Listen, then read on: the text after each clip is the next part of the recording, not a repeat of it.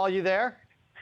Yeah, Rich, huge fan. Love this Halloween episode. The costume is awesome. You totally don't look like yourself. Love it. Paul, I can't tell you how long it took to get this kind of ghoulish face on.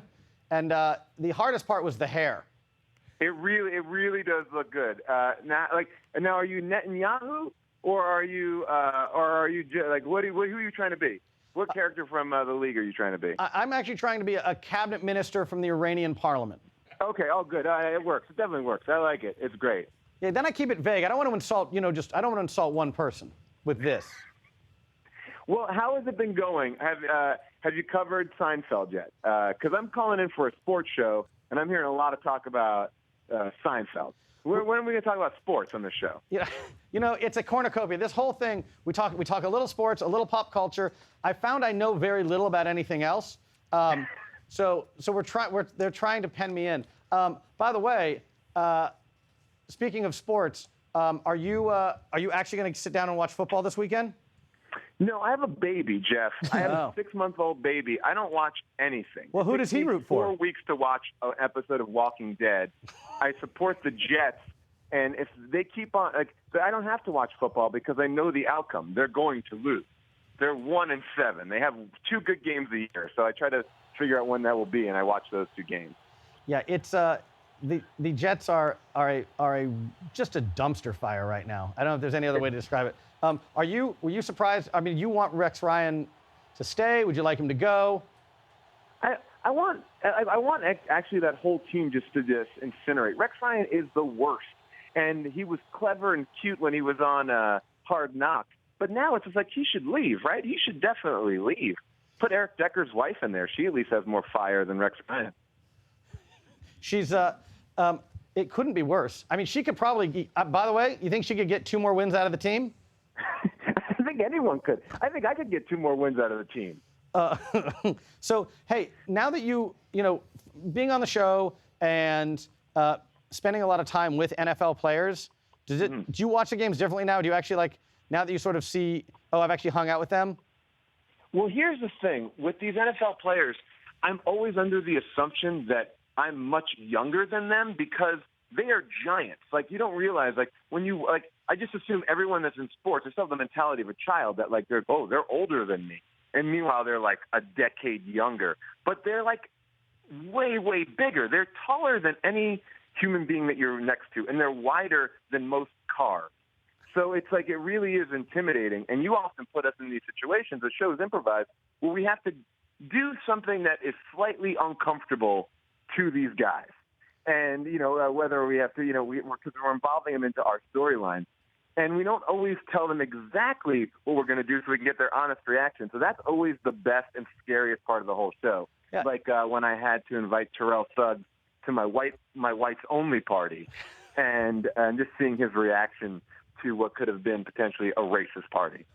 It's like space camp, but for awkward social situations, right? You don't get to go into space, but you don't get to actually insult Terrell Suggs to his face. But you get to pretend it while we film it.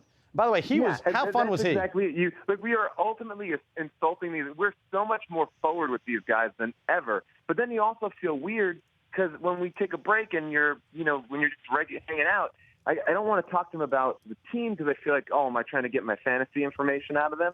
So I just wind up just kind of standing next to them awkwardly in between takes. What do we say? Hey, you excited about Interstellar? No? Okay, great. What else?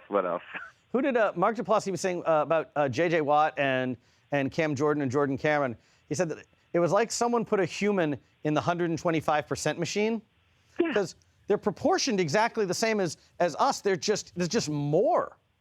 They came out. I feel bad. It's they are superhuman. We were shooting somewhere, and I was taking a break at one of the malls. Oh, it was actually when I was on vacation.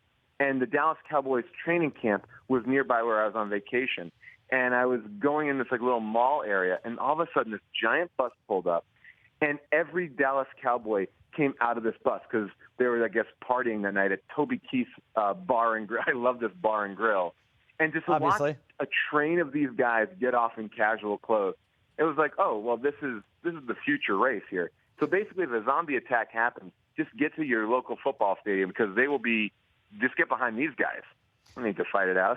So the crazy thing is, I remember when when Jack and I first talked to you about doing the show, and we said, look, it's going to be a show about guys in a fantasy football league. You at first were hesitant to even like venture into this.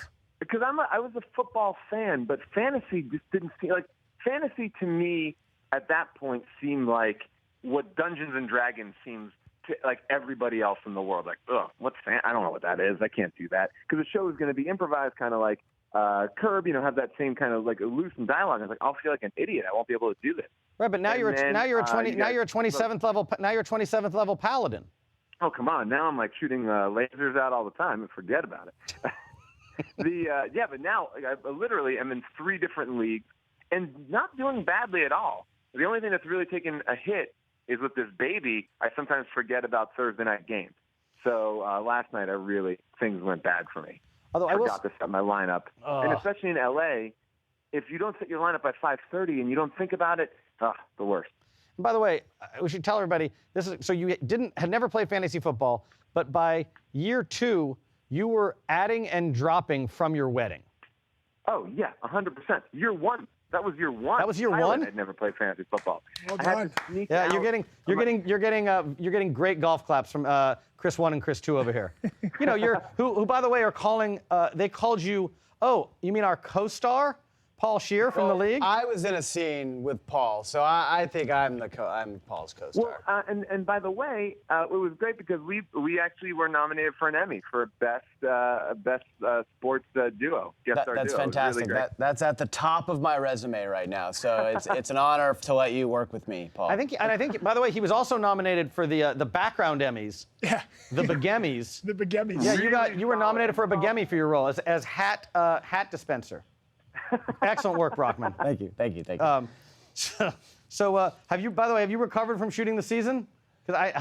We just wrapped it up this week, and we went really late. And the best way to end the season, we basically with a bunch of people in a compromising position in a meat locker.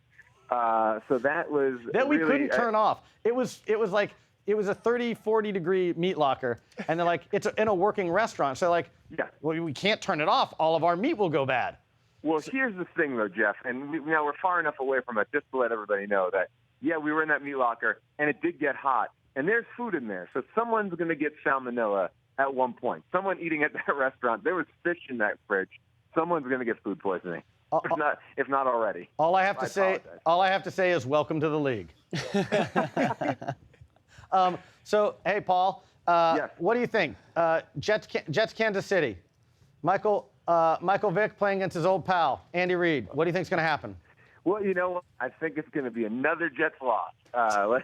Let's go 1 for 8 and really keep it going. I don't know. Percy Harvin was good last week, though. I don't know. This is the problem with the Jets. I get excited every week. This is not going to be a good game. No, it can't be. Jets are going to lose. My gut will say Jets will win. My logical brain says Jets will lose. And that's the problem of being a Jets fan. You are a Seahawks fan. You laugh at my problem. I laugh at your problems. I'm not laughing as much this year. But by the way, one out of 36 years you get to laugh at people. It's not great. That's not a great ratio.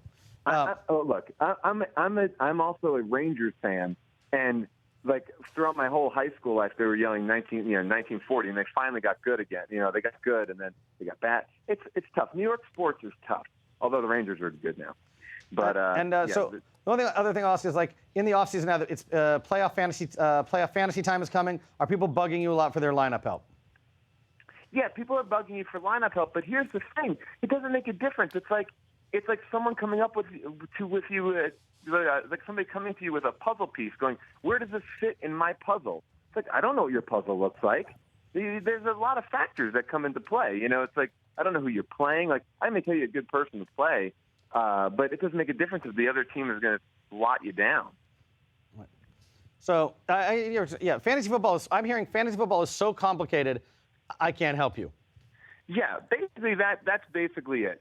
And basically, I will say this as I always say it before. Experts, anyone who calls himself a fantasy football expert is nothing. He's just guessing.